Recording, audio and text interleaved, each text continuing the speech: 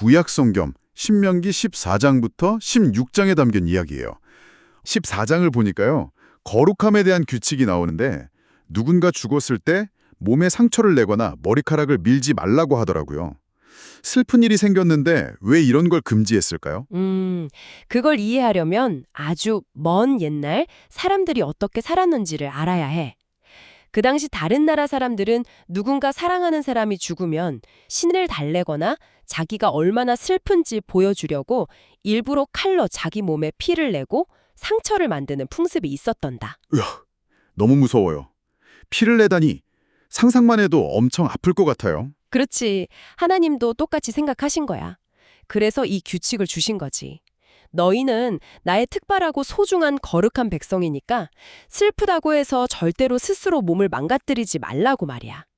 다른 무서운 풍습들로부터 우리 백성들을 지켜주려고 아주 단단한 울타리를 쳐주신 셈이지. 아하, 내 몸은 소중하니까 상처내지 말라는 거였군요. 진짜 따뜻한 마음이네요. 그리고 이어져 보니까 또 재밌는 게 있어요. 먹을 수 있는 동물이랑 먹으면 안 되는 동물을 엄청 꼼꼼하게 나눠놨어요. 소나 양은 먹어도 되는데 돼지나 낙타는 안 된대요. 돼지고기 진짜 맛있는데 왜 먹지 말라고 하셨을까요? 혹시 상한 고기 먹고 배탈 날까 봐 건강을 챙겨주신 걸까요? 맞아. 오랫동안 많은 학자들이 그게 옛날 사람들의 건강과 위생을 위한 거라고 생각했어. 하지만 요즘 성서학자들은 조금 더 깊은 뜻을 찾아냈단다. 단순한 위생이 아니라 일상생활 속에서 계속 훈련을 시키려고 하신 거라는구나. 훈련이요? 밥 먹는 게 무슨 훈련이 돼요? 맛있는 거 먹을 땐 그냥 엄청 행복하기만 한데요. 밥을 먹는 건 우리가 하루에 3번씩 매일매일 꼭 해야 하는 아주 평범한 일이잖아. 그런데 하나님은 바로 그 가장 평범한 식사 시간에 정체성이라는 특별한 필터를 끼워 넣으신 거야. 고기를 고를 때, 생선을 먹을 때마다 이건 먹어도 되는 건가? 아닌가 하고 한 번 더 생각하게 만드신 거지. 아, 밥 먹을 때마다 나는 구별된 하나님의 백성이다. 이렇게 스스로 기억하게 하려는 거였군요. 정답. 아주 똑똑하네. 그냥 강제로 억압하는 게 아니라 밥을 먹는 아주 작은 순간에도 내가 어떤 공동체에 속해 있는지, 어떤 가치를 지켜야 하는지 스스로 깨닫게 하는 아주 따뜻하고 섬세한 훈련 방법이었던 거야. 와, 진짜 신기해요. 거룩함이라는 엄청 어려운 말을 우리가 매일 먹는 밥상 위로 끌고 내려오신 거네요. 자, 그럼 이제 두 번째 탐구 주제로 넘어가 볼게요. 바로 11조에 대한 이야기인데요. 저도 11조 알아요. 용돈을 받으면 그중에 10분의 1을 하나님께 바치는 거잖아요. 솔직히 말하면 제 용돈에서 떼어낼 때 가끔 조금 아까울 때도 아니에요. 허허, 괜찮다. 솔직해서 좋네. 사실 어른들도 11조라고 하면 뭔가 종교기관에 내는 세금이나 아주 딱딱하고 무거운 의무라고 오해하는 경우가 많거든. 내 재산을 바쳐서 창고에 막 쌓아주는 거라고 생각하기도 하고 말이야. 맞아요. 그런데 오늘 자료를 보면서 제가 완전 깜짝 놀랐잖아요. 14장 뒷부분을 보니까 11조가 창고에 돈을 쌓아두는 게 아니더라고요. 수확한 곡식이랑 포도주를 가지고 가서 가족들이랑 다 같이 맛있게 먹고 즐거워하라고 쓰여 있어요. 그렇지. 아주 잘 찾았어. 11조의 진짜 목적은 억지로 세금을 걷는 게 아니라 내가 땀 흘려 얻은 소중한 것들을 공동체 사람들과 함께 나누면서 크게 축하하는 거대한 파티, 즉 의무적인 축제였던 거란다. 파티를 꼭 해야 하는 의무라니 너무 신나는 법이에요. 게다가 누구를 초대해야 하는지 명단을 보니까 진짜 감동적이었어요. 그냥 우리 가족끼리만 맛있는 거 먹고 끝나는 게 아니었죠. 그렇고 말고 거기가 바로 이 말씀의 진짜 하이라이트지. 땅이 없어서 농사를 못 짓는 레위 사람, 그리고 엄마 아빠가 없는 고아, 남편을 잃은 과부, 또 우리나라에 잠깐 머무는 외국인 나그네들까지 주변에서 가장 가난하고 외로울 사람들을 싹 다 불러 모아서 그 식탁에 앉히라고 하신 거야. 진짜 멋져요. 집도 없고 가난한 사람들을 초대해서 모두 배불리 먹으라는 거잖아요. 제가 자료에서 아주 감동적인 문장을 찾았는데요. 복을 주신 이유는 나 혼자 부자가 되라는 것이 아니라 배고픈 이웃과 넉넉히 나누라는 것입니다. 이렇게 적혀 있었어요. 맞아. 특히 3년에 한 번씩 드리는 11조는 아예 동네 한가운데에 모아두고 방금 네가 말한 그 어렵고 배고픈 이웃들이 언제든 와서 배불리 먹을 수 있게 법으로 정해두셨어. 옛날 고대 사회에 이런 훌륭한 사회 안전망이 있었다니 정말 놀랍지 않니? 내 창고에 쌓아둘 것을 가장 배고픈 이웃의 뱃속에 든든하게 채워 넣어주려니 말이야. 와, 정말 마음이 따뜻해지는 11조의 진짜 의미네요. 자, 이제 이 기세를 몰아서 세 번째 이야기로 가볼까요? 15장으로 넘어가면 진짜 헉 소리 나는 엄청난 규칙이 등장해요. 여기서 정말 제일 흥미로운 부분이 나오거든요. 오, 우리 꼬마 진행자가 헉소리가 날 정도면 얼마나 대단한 규칙이길래 그러지? 바로 7년마다 돌아오는 면제년이라는 회법이에요. 아니 글쎄 이웃한테 돈을 빌려줬는데 7년째가 딱 되면 그 빚을 그냥 싹 다 없던 일로 용서해주라는 거예요. 돈 갚으라고 막 독촉해도 절대 안 된대요. 시대에도 빚을 그냥 없애준다는 건 상상하기 힘든 일인데 말이야. 그니까요. 빚을 없던 일로 해주면 돈 빌려준 사람은 엄청 손해잖아요. 그래서 자료에 보니까 사람들의 나쁜 마음을 콕 집어내는 말씀도 있었어요. 7년째가 가까이 오니까 돈 떼일까봐 아까워서 가난한 형제를 보고도 아무것도 안 빌려주려는 인색한 마음을 품지 말라고 딱 경고하셨어요. 역시 사람의 욕심은 수천 년 전이나 지금이나 똑같지, 허허. 하나님도 사람들이 비탕감해주는 걸 얼마나 아까워할지 다 아셨던 거야.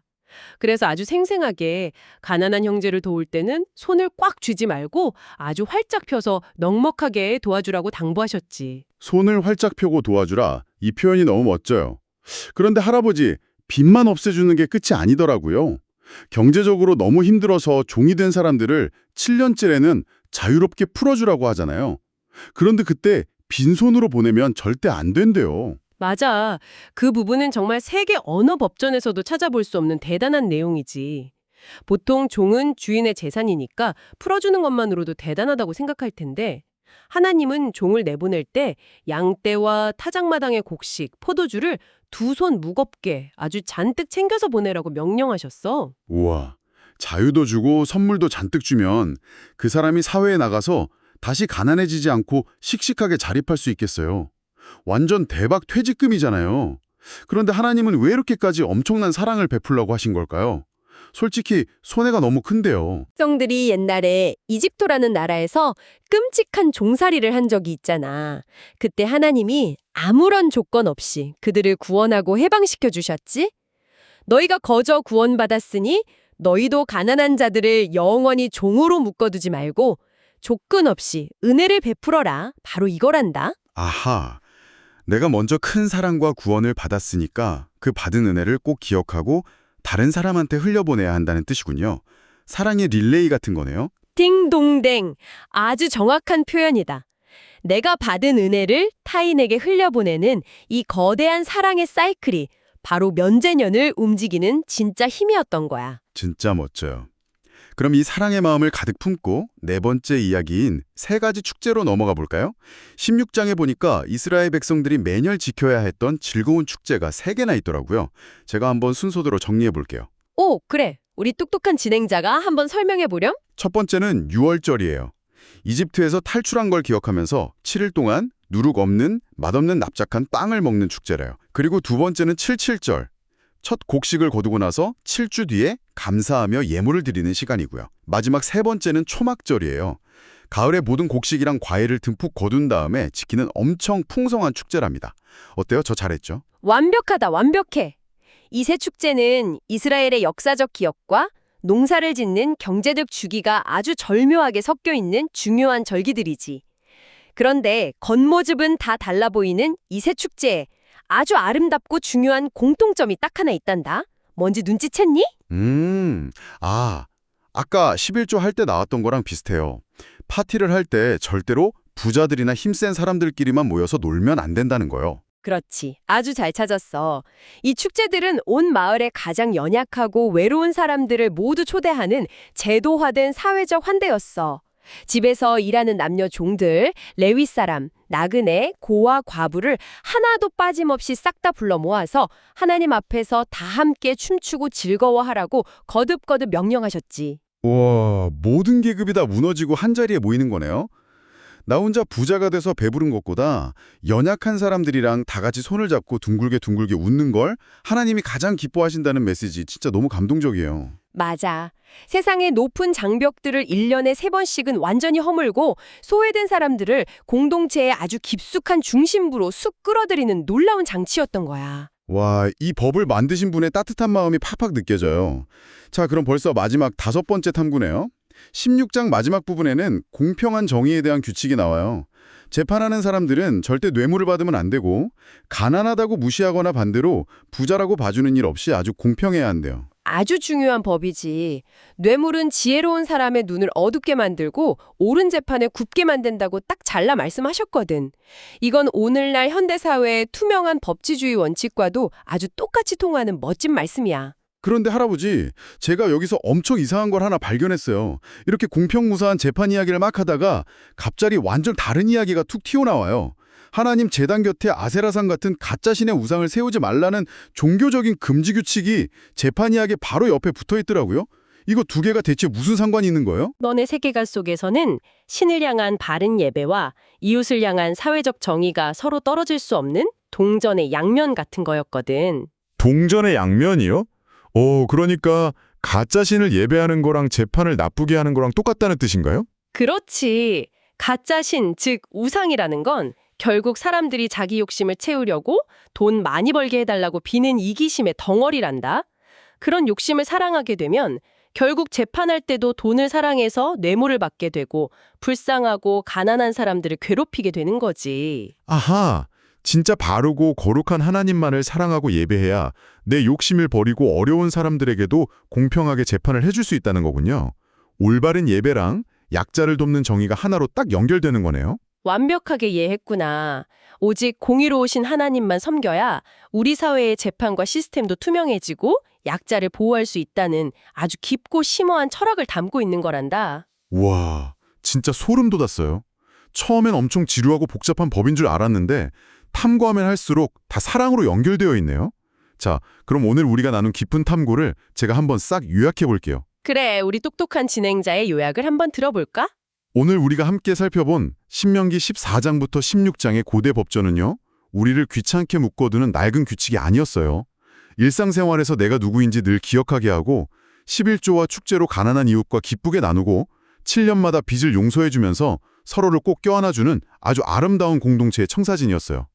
특히 나그네와 고아, 과부들을 잊지 않고 축제의 한가운데로 부르는 따뜻한 환대와 연대의 법이었습니다. 아주 훌륭한 요약이다. 수천 년 전에 쓰인 이 말씀이 오늘날 우리에게 주는 충격과 감동이 참 크지 않니? 그래서 할아버지가 우리 청취자 여러분께 마지막으로 아주 깊이 생각해 볼 만한 질문을 하나 던지고 싶구나. 우와, 도발적인 질문 시간. 청취자 여러분, 귀 기울여 주세요. 요즘 현대사회는 옛날과 다르게 모든 게 너무 개인화되어 있지? 내 재산, 내 성공만 최고로 중요하게 생각하는 이 시대에 우리 사회의 면제녀는 과연 어떤 모습일까?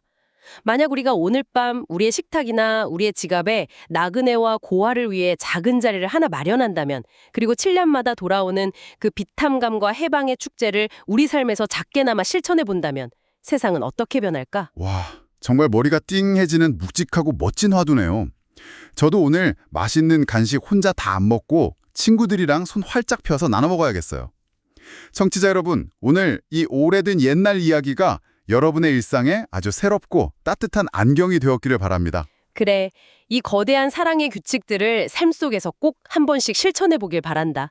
할아버지도 오늘 아주 즐거운 시간이었어. 저도요, 아주 오래된 문서 속에 숨겨진 진짜 보물을 찾아낸 오늘의 깊은 탐구는 여기서 모두 마치겠습니다. 끝까지 함께해 주신 여러분 진심으로 감사드려요. 다음 시간에도 호기심 팡팡 터지는 재밌고 깊이 있는 이야기로 다시 돌아올게요. 모두들 안녕!